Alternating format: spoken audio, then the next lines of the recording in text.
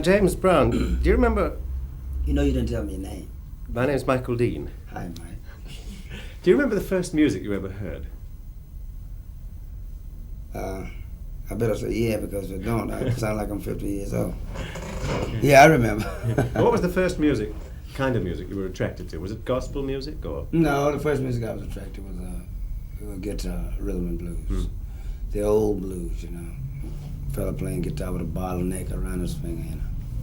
And when did you start playing and singing yourself? Well, you said playing, I'd feel kind of bad to say that I'm really a musician, because I'm kind of a jack of all trades, with about 5 or 6 instruments, and I write and arrange all my stuff, and I've never gone to school for music, formally.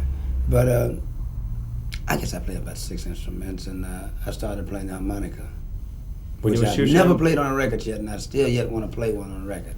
Why not? Well, I don't know. I just hadn't. Actually, it was a little too primitive, and I thought we had a lot of people that weren't ready for it, and you kind of eases into it, you know. But I think harmonica is going to be very big very shortly, because it's the next primitive thing, you know. It's even before the guitar. I'm staying back at your past just to start with, I assure you, but when you were a shoeshine boy, did you dream then of being a musician? Did you know what you wanted to be? I dreamed then of eating regularly. You didn't eat much? Well, I didn't have, my people were very poor, you know. And there just was no way, you know, for me to dream of becoming anything but trying to be just a laborer trying to work, you know. Because that's all I saw, that's all I could see around me. My father was a laborer, you know. He stopped in the 2nd grade, and this wasn't a chance for me to imagine nothing that's too fantastic. And that's one reason, I guess, at most of my concerts, I've had language hang up for the last 8 or 10, but last night I wanted to, I just didn't have time. But I usually thank the people, you know, for coming out to see the show and for making me what I am today, and let them know that I do appreciate it, because they delivered me from so many things, you know. I don't think I could ever be able to repay people for what they've done for me, but I can keep on being a man and trying to fight for the right for all people. Did those early years of poverty and reform school leave scars? Do you sometimes dream now of poverty and... No, let's face it, it's kind of hard. You get used to being in a position where you can do a lot of things that you never dreamed of being able to do. But I think your spirit kind of changes along with what environment you're in. Because when I was a juvenile delinquent, and I used to dream there in the institution, I would never dream of being on the outside. And we've talked of this before. I think your spirit just kind of, and you know, be part of the environment. And I think even though you're asleep, it just don't give you nothing that's not reality. I think it stays with the reality, you know.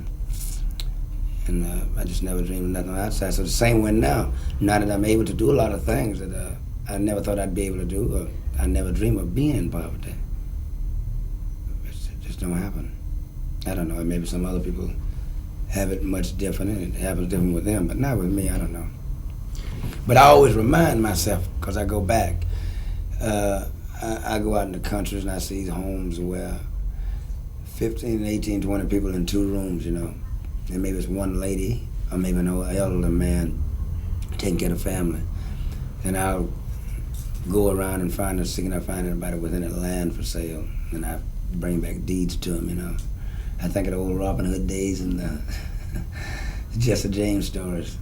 Not the Robin, another thing, not taken, but given. I thought it was a fantastic idea, and makes one feel very good inside when you're able to do things like that. Kind of a lecture. When you came out of reform school, you took up fighting. Why? Was this an accident? No, I was trying to fight before I went in, you know. But I was kind of young, but we started young because our trainer was a lightweight champion of the world at that time, Bojack.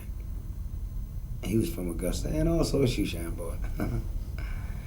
We started training with him, and then I did some fighting while I was in the institution. And I got out and had about 4 professional fights.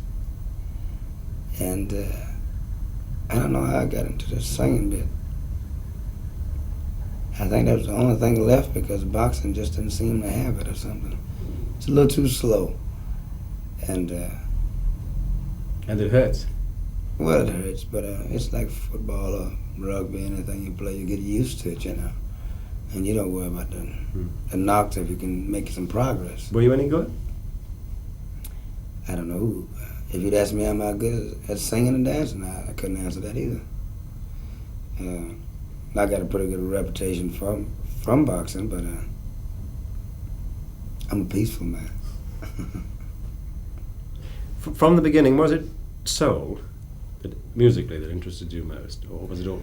Well, it's always been soul with me ever since I've been singing, you know. Soul has become, at that time, soul was more or less a church slang, you know. This was used in church a lot. Singing soul, I'm using my soul.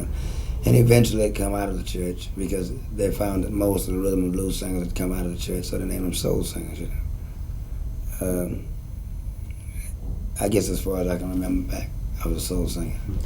At the beginning, did you model yourself on any other soul singer? No, a lot of people I liked in the past. Louis Jordan, years back.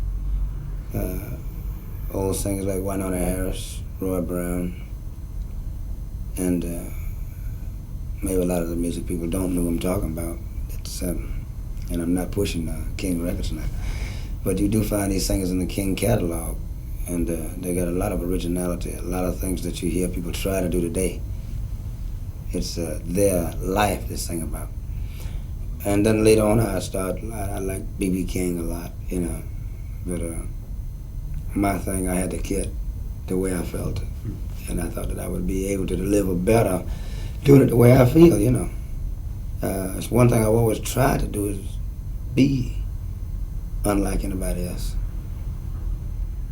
A lot of people have tried to define exactly what soul music is, but no one seems to have caught exactly what it is. How would you define it? I don't know. I think I think it's almost like popularity because I've expressed this my feeling, my opinion about soul music for a million times.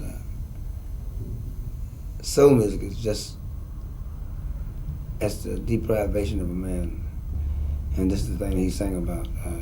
It's the word "can't" that make you a soul singer. Can't.